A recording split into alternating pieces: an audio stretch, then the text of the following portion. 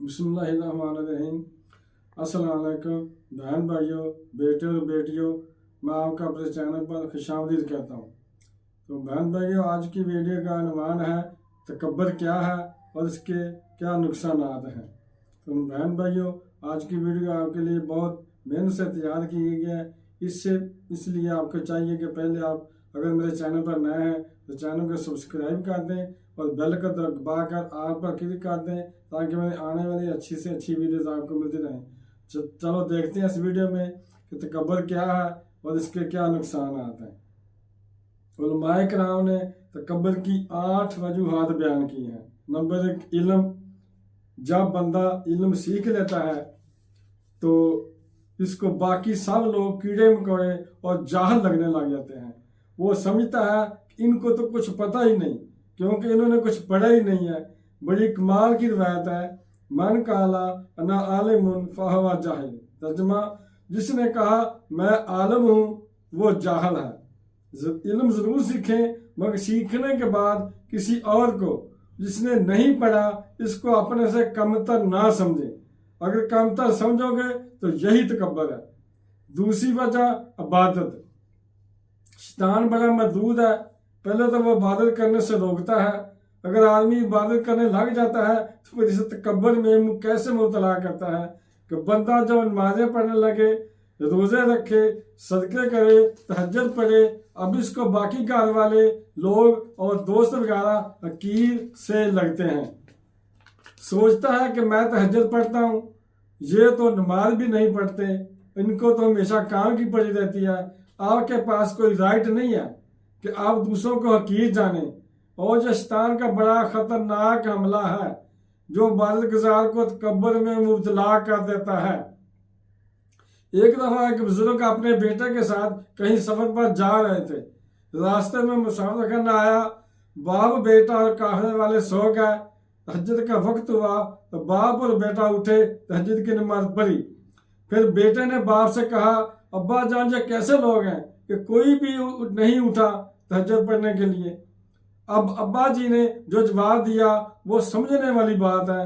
बाप ने कहा, बेटा तू भी सोया रहता तो अच्छा था क्योंकि तूने तहज्जुद तो पढ़ ली मगर पढ़ने के बाद तुझे दूसरे लोग हकीर नजर आने लगे। इबादत जरूर कीजिए मगर दूसरों को हकीर जानने के लिए इबादत ना कीजिए। अपने आप को दूसरों से आला ना समझें। तीसरी वजह, माल व दौलत। जब पैसा आ जाता है तो इंसान को गरीब अच्छा नहीं लगता। इसको लगता है कि मैंने ये माल कमाया है, मैंने ये रूज हासिल किया है।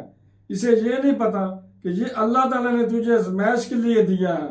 हमेशा याद रखें, जिसके पास जो कुछ है वो उसे अल्लाह ने दिया है, इसमें इस बंदे का कोई कमाल नहीं। अल्लाह जब चाहे वापस भी ले सकता है। बुजुर्गों से पूछो, हमने रातों रात अमीरों को गरीब होते देखा है, बादशाहों को गधा होते देखा है, ज़कात देने वालों को ज़कात लेते हुए देखा है। अल्लाह से माफ़ी मांगो। चौथी वजह, हसब व नसब। बड़ा खानदान, बड़ी फैमिली। हमारा तो खानदान बड़ा ऊंचा है और उसका खानदान तो नीचा है। आका सल्लल्लाहु अलैहि वसल्लम ने हज्जत अल वदा के मौके पर तरीखी खुतबा फरमाया जो हस्ब व नस्ब का तकब्बर है, ये जो तफाखर है, इसको खत्म करने सलाम आया है।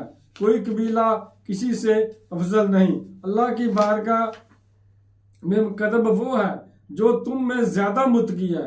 आज भी यही बीमारी मौजूद है कि मेरा खानदान इसके खानदान से ऊंचा है। पांचवी वजह, ओहदा। जब किसी को ओहदा मिल जाए, कोई बड़ी सरकारी नौकरी मिल जाए, मनसब मिल जाए, अगर किसी को वो तकब्बर में मुबतला हो जाता है ओहदा मिलने से। हालांकि ओहदे ये कुर्सियां चंद दिन के लिए हैं, इस पर तकब्बर नहीं करना चाहिए। छठी वजह, कामयाबियां। जब किसी बंदे को धड़ाधड़ कामयाबियां मिलने लग जाती हैं तो कहने लगता है कि मैं पत्थर को हाथ लगाऊं तो सोना बन जाता है, जो डील करूं फायदा ही फायदा होता है, मैं जो भी फैसला करता हूं कमाल का होता है। अभी एक आइटम खरीदी, हर कोई मना कर रहा था मगर मैंने किसी की नहीं सुनी और आइटम खरीद ली। अब देखो इस आइटम से मुझे कितना फायदा हुआ। ऐसी चीजें इंसान को तकब्बर में मुबतला कर देती हैं। ऐ अल्लाह के बंदे, इसमें तेरा कोई कमाल नहीं, ये तो अल्लाह की अताएं हैं और हमें चाहिए कि जब अल्लाह अताएं फरमाए तो अल्लाह का और ज़्यादा शुक्र अदा करना चाहिए। सातवीं वजह हुस्न जमाल।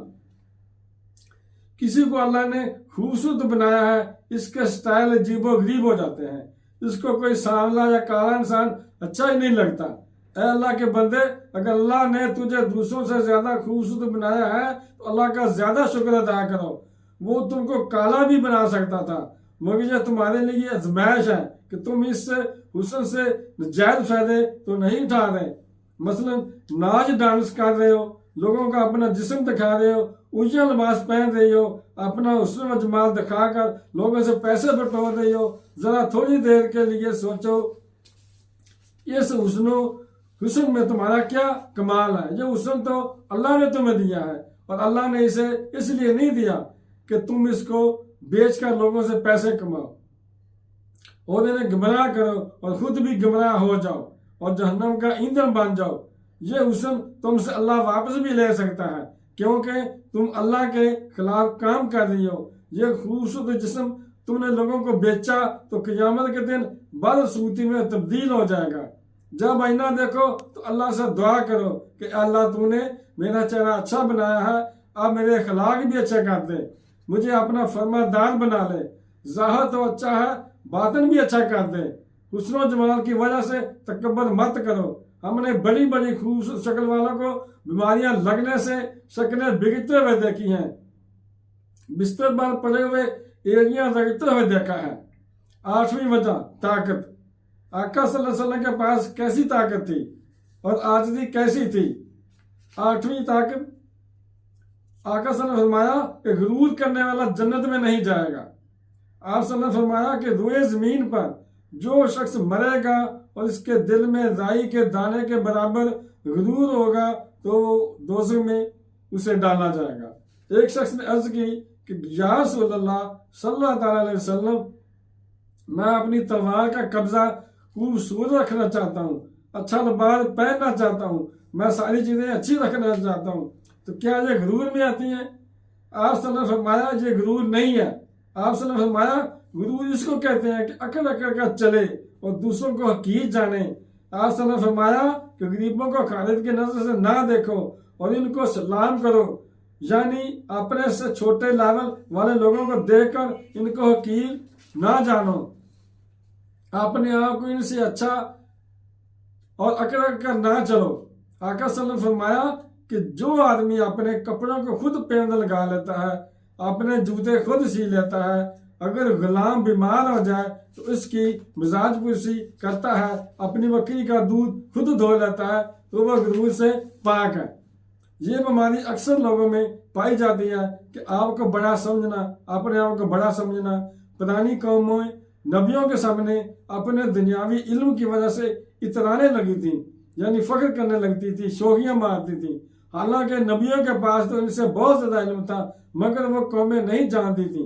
आजकल भी जो इंसान दुनियावी इल्म ज्यादा रखते हैं वो उलमाए कराम को हकीर समझते हैं, दीन के इल्म को वो वैल्यू ही नहीं देते। इंजीनियरिंग का इल्म, मेडिकल साइंस का इल्म, साइंसदानों के इल्म यानी कि दुनियावी इल्म वगैरह, तो वो इस नॉलेज की वजह से उलमाए कराम के सामने इतराते हैं, गुरूर करते हैं। वो दुनियावी इल्म को दीनी इल्म पर फकीयत देते हैं।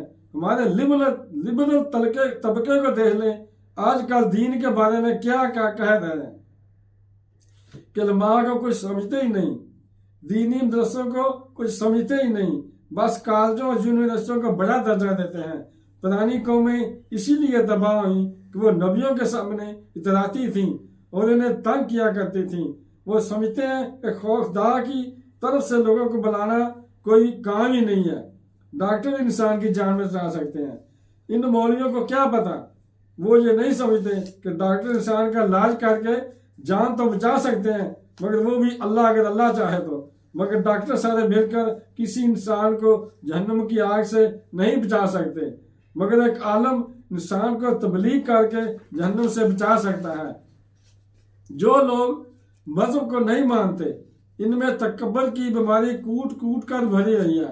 अक्सर तकब्बर पढ़े लिखे लोगों के पास होता है और हक को कबूल करने वाले सबसे पहले गरीब लोग होते हैं। गरीबों में तकब्बर बहुत कम होता है। तकब्बर करने वाले बेवकूफ़ और अमीर ज़्यादा होते हैं। अगर बंदा ये समझ ले कि मुझे जो कुछ मिला है वो अल्लाह की तरफ से भीख में मिला है, तो वो तकब्बर नहीं करेगा। अल्लाह ने शैतान को फरमाया कि आदम अलैहिस्सलाम को सजदा करो, उसने तकब्बर ही तो किया था कि सजदे से इनकार कर दिया और कहा कि मैं आग से बना हूँ और आदम मिट्टी से बना है, इसलिए मैं उससे अफजल हूँ, क्योंकि आग मिट्टी से बेहतर है। शुक्र अदा करने से आजिज़ी पैदा होती है और तकब्बर से अक्ल पैदा होती है, फिर औनियत पैदा होती है। कानून के पास भी जब पैसा आया तो वो अपनी औकात भूल गया। किसी को झगड़े के वक्त कहना कि तुम जानते नहीं मुझे, मैं कौन हूँ, कि मैं ये कर दूंगा, मैं वो कर दूंगा, ये भी तकब्बर है।